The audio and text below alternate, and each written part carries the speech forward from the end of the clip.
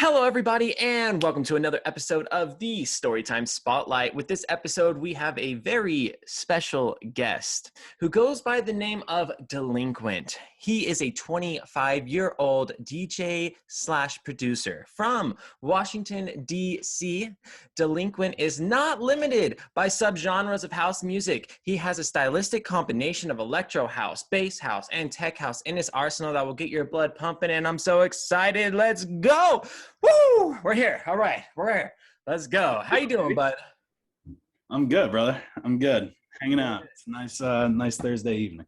There we go. I like to hear. And of course, for people watching, I know you guys can see it's sunny here. It's dark over there. We're on different time zones. So I appreciate you taking your night to sit down and have this conversation with me for the Storytime Spotlight. So thank you so much for that. I really do appreciate it. So I'd give you a little pat on the back if I was there. Thanks for having me, man. Yeah, of course, of course. So to get the ball rolling here, where did you get the name from?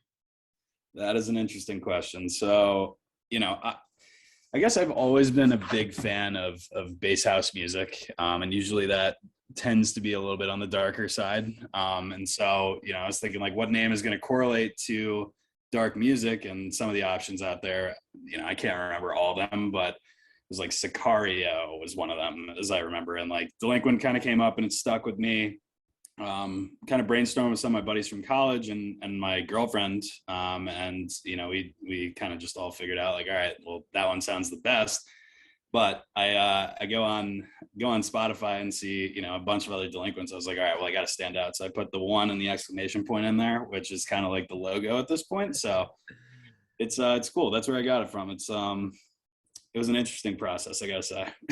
Yeah, it's definitely unique, and it definitely separates you from all the other people who have that name, and it's definitely an easier way of finding you. So you're actually pretty smart by throwing in that 1 and exclamation mark for people to find you, especially when you're talking about Spotify, Apple Music, all these other things. I have the same issue for my name as Matt Campbell. Obviously, it's like one of the most common names out there, but you're going on SoundCloud, Spotify, all these things, you have that too. So that's why I'm right there with you. I don't have the special, exclamation mark or 1. Maybe I should have thought of something like that to kind of separate me, just like how you did it. But hey, you're doing what you're doing and you're standing out. And yeah. So I know that you produce, but what did you do first? Did you start DJing or did you start producing first? So I started DJing, and kind of an interesting story with that. Not to, make the mood sad, but one of my best friends had passed away in 2016. And he was really into DJing and producing and all that stuff before me or anybody else really that I knew. And so his parents actually offered me up his DJ board. And from there I started DJing in college, really got the hang of it, started to understand music and music theory and stuff like that. And so, that's where I started. I definitely started DJing, and my uncle, weirdly enough, is he owns his own studio down in Texas, more for country music and rock music. And so he pushed me to start producing music, and told me to go get Reaper, which is, a pretty random DAW out there. And I didn't like it at first. So I pushed that off for another, couple of years, but here I am. I finally figured it out. There you go. Okay. So what actually wanted you to get into production? Was it you're just, DJing all the time and you're like, I want to actually dabble into this field? Or was it an artist that inspired you? Like, what made you want to get into production itself?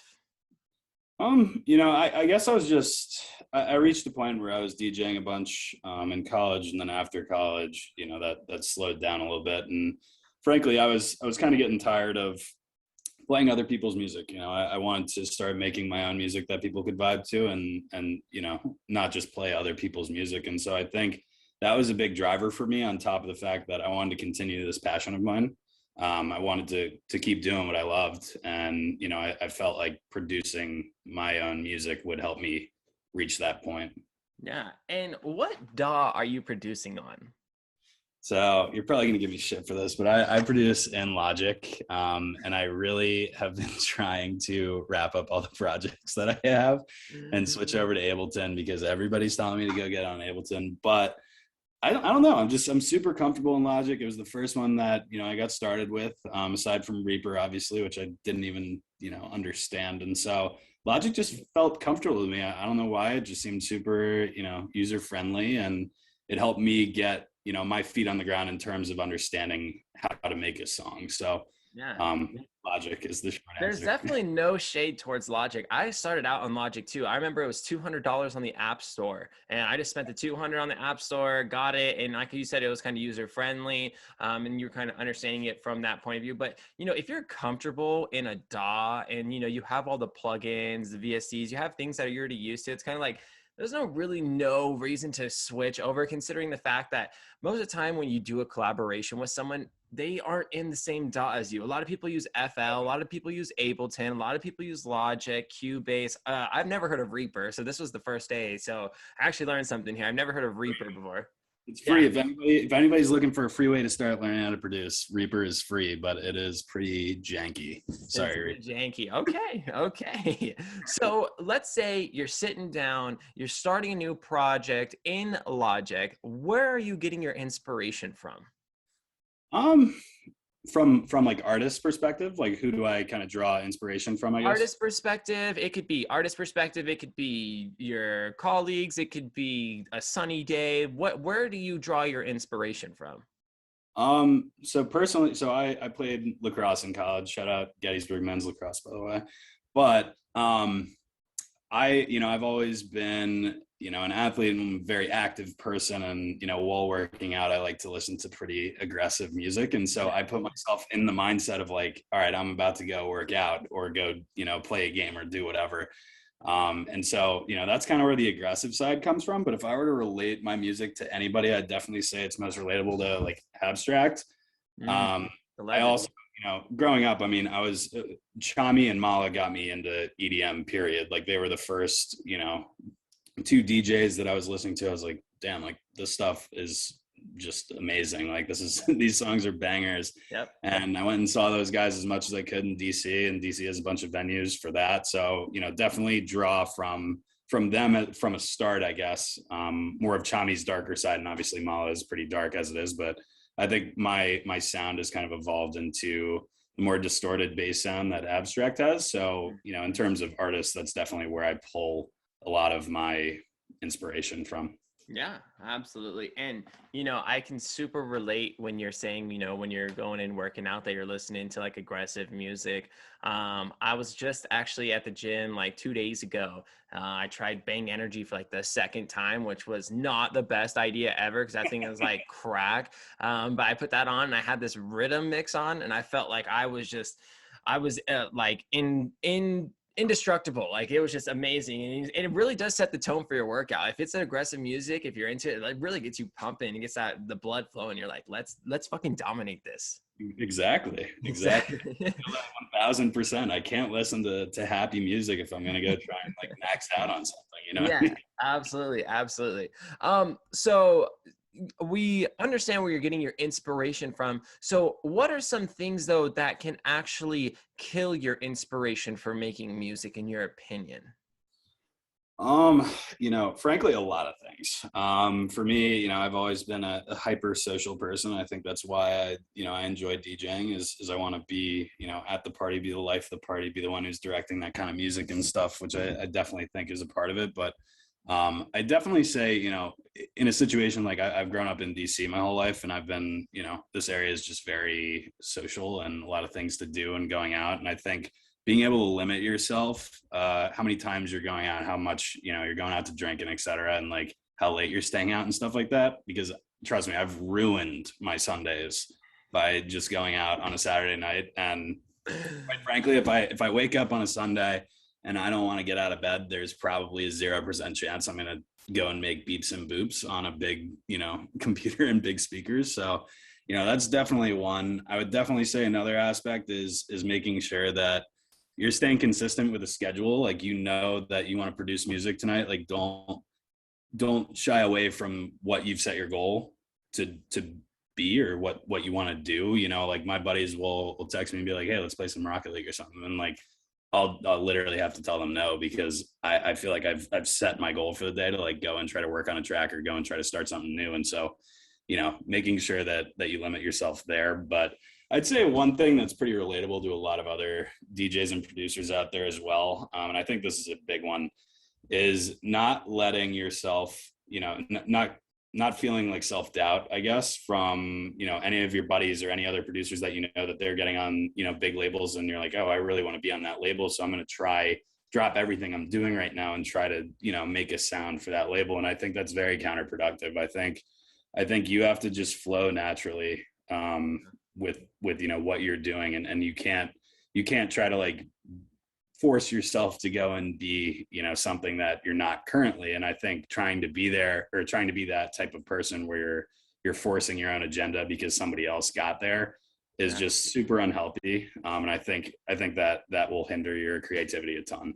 Yeah, absolutely. And it is inevitable that even for people starting out, even people that have been in the game for so long, that they compare where they're at in their career with other people's career, and it almost puts like this cloud over you, and it will put a big stop sign on your progress on the road on where you need to go. So it's mainly just stick in your lane, figure your stuff out, and just kind of work on the craft. And one day, if it happens, it happens, but don't be expecting that you're going to blow up overnight, because it's the odds of that are very slim. So yeah, definitely don't compare yourself to other people. Absolutely To backtrack though, for some people who are starting out into the production game, they're trying to understand, they get EQs, they understand side chains, but they're like trying to find more stuff to take their production to the next level. What are some tips, or what are some plugins that you could tell these people in the production world for them to check out? So starting with tips, I mean, I think the majority of producers out there probably start like this, but live in YouTube. Like, watch every YouTube video that you can find about how to make a sound that you like, or making a specific genre. I mean, I think every song that I've made, I've at least watched some kind of YouTube video to understand a specific aspect of like how I'm going to make that track, or how I'm going to EQ it this way to make it sound more heavy on this part of the song. You know what I mean? Like, live in YouTube. I think YouTube is a wonderful resource for people that don't want to pay hundreds of dollars to go get lessons and all that, which I'm not saying is a bad thing. I think that's probably a little bit more efficient, but I think, there's something to be said about trying to figure it out via YouTube and by yourself, because it gives you satisfaction at the end of the day. But in terms of plugins, I'm probably going to sound like the most cliche person you've ever had on here, but I think Serum is easily the best plugin I've ever bought. I'd say that I've heard people say that Serum is, it sounds like Serum, but quite frankly, there's nothing out there, in my opinion, that allows you to make a sound the way you want to make it like Serum. And obviously there's other plugins that can do that and help out with that, but no other plugin is going to help you morph, a squeaky sound into a really aggressive, grungy, kind of distorted sound. And so you have full control over what you want to make, really, with Serum. And so that's why I really like Serum. But another cliche one on it obviously is OTT. And then, I guess one that's a little bit lesser known is probably Decapitator. I mean, I definitely know that a lot of people in the producer community like Decapitator. I think it's fantastic for saturation. So I would definitely say that's another big one for me. That's another big one. Yeah. And Serum, I wouldn't say that it's cliche. Serum is like, I feel like for a lot of people in the electronic world, that's like, if not their number one, their number two most used VST that they go for.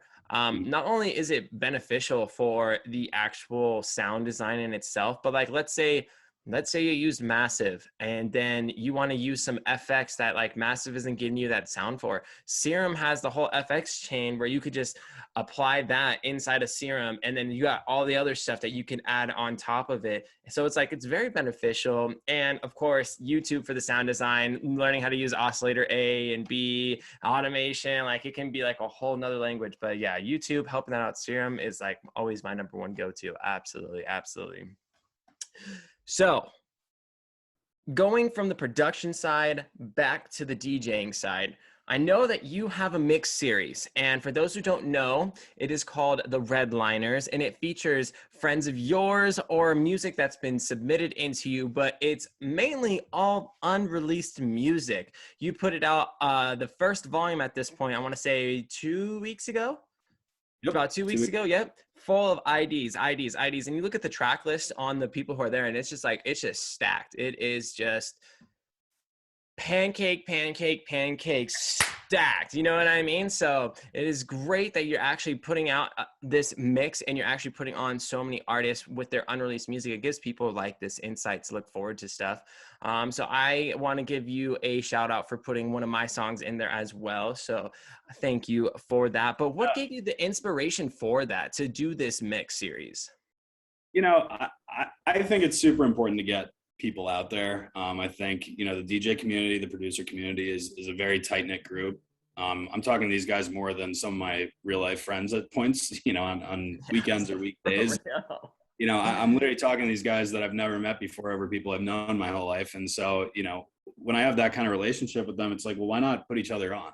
You know, why not get everybody's music out there and get it heard? Because quite frankly, I mean, Spotify's algorithm might help you out, or sorry, SoundCloud's, but Spotify's is pretty difficult. And there's just, you know, it's very difficult to get your music out there. And I think the more people are going to put it out there for more ears and spread it with their, you know, following and their people, the better, because that's how people grow. And I think it's, you know, just the tight-knit community will grow together. And I think that's why it's so important.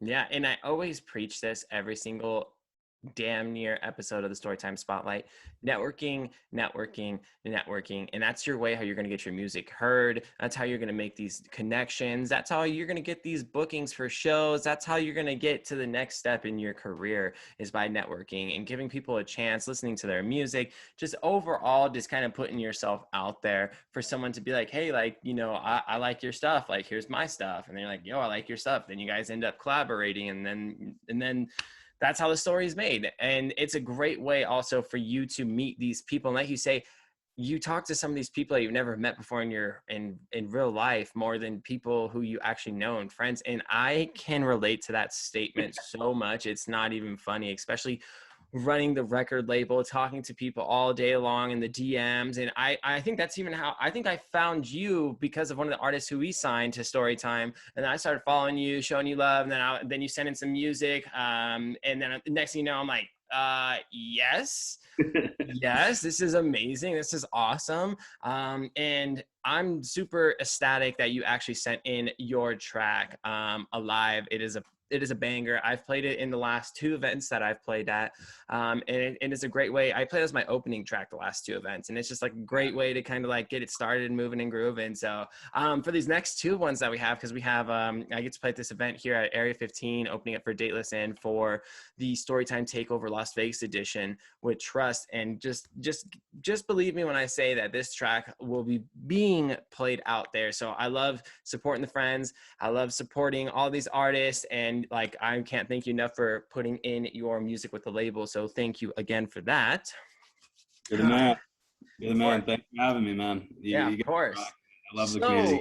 Yes, hey, I like to, you know, lend out a helping hand any way that I can. So I know we brought it up before, but Rocket League, that's your game of choice, right? So you're coming home. It's been a long day from your job, and you're not feeling production. If you're spending some time with your lady, or you're watching Netflix, you're going to Rocket League, or it was Call of Duty is what we were talking about beforehand, right?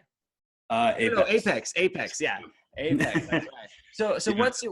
What got you into the video game world, for you to be holding on to it and playing it for all these years?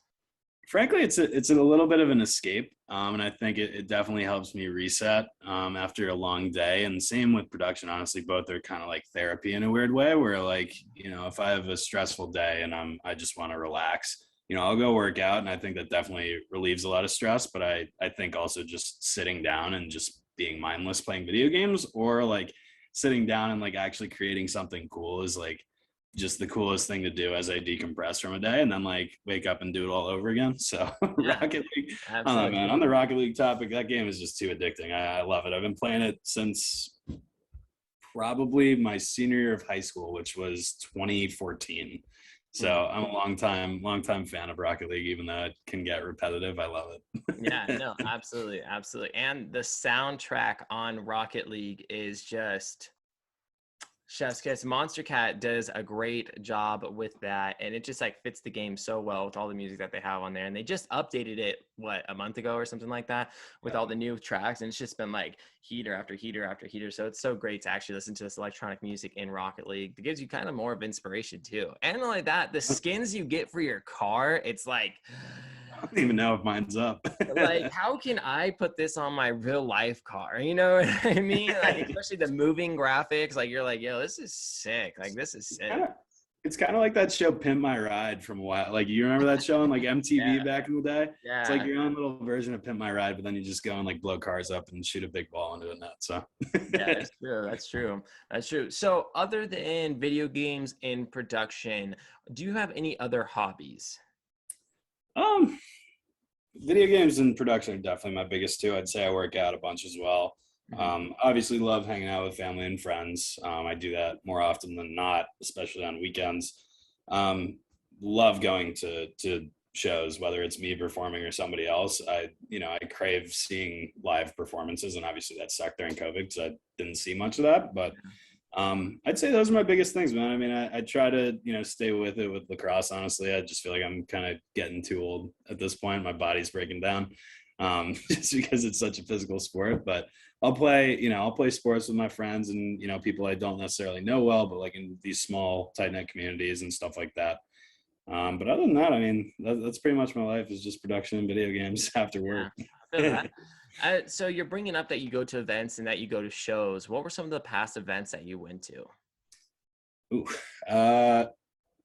so DC actually has a bunch of cool venues. And if any of the listeners stop by here, definitely check out these spots. But Soundcheck, I saw AC Slater 2 weeks ago, was an incredible show.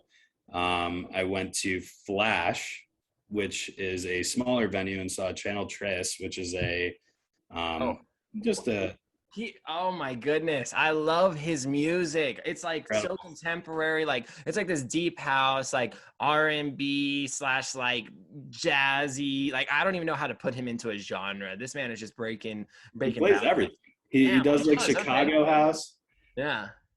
It's awesome. And then obviously there's the big one. Everybody, knows Echo Stage or has heard of it or something, but Echo Stage is massive. I mean, I think the last person I saw there, I think it was Zed, because shameless plug, but my buddy got us guest list tickets. So that was nice, because tickets can definitely get expensive. But yeah, Echo Stage is really cool. And I'd say those are pretty much the big three. I mean, there's other ones, and they don't really have as many EDM artists stop by and do shows. But those three, if you're ever in DC, check them out. They're amazing places. Each has their own little flavor. Some are intimate, some are much more big room, and it's all great.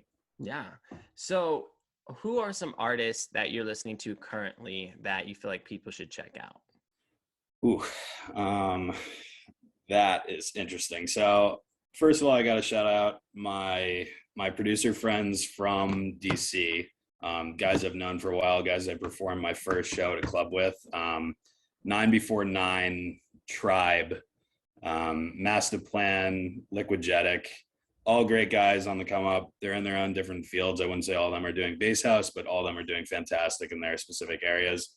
But as for some of the guys that I've met more recently, Foch, Dice, Tripbox, Doggo, Kyogre, who else is out there? This is a big list. Let's see. Gray Matter, Gobs, Ciroc, Hef.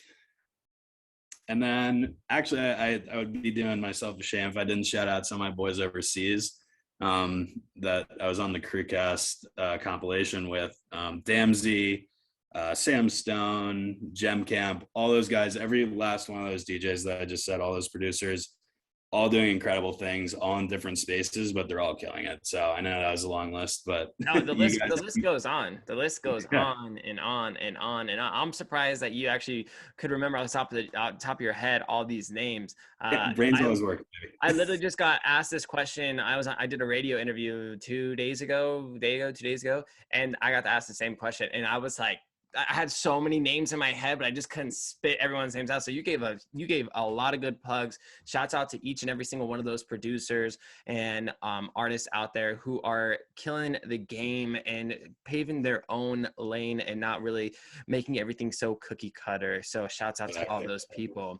Before I wrap up this interview, is there anything that you would like to promote? Anyone you would like to give a shout out to? Absolutely. My song Alive is coming out on Book Club Chapter 4 on StoryTime. What is that? Or September 16th? Yep. 16th. You guys got to check that out. The entire compilation, honestly, is filled with bangers. So you guys are not going to be disappointed. I promise you that this is going to be a compilation that you're not going to stop listening to for a long time. There you go. There you go. Well, everybody, I just want to say thank you again for tuning in to another Storytime Spotlight. My name is Matt Campbell, and for this episode's guest, we have Delinquent. Make sure to hit him with a follow on all his socials. It will be down below in the link in the description. By all means, thank you everyone for showing love and support. My name is Matt Campbell. Once again, we have Delinquent, and thank you for watching.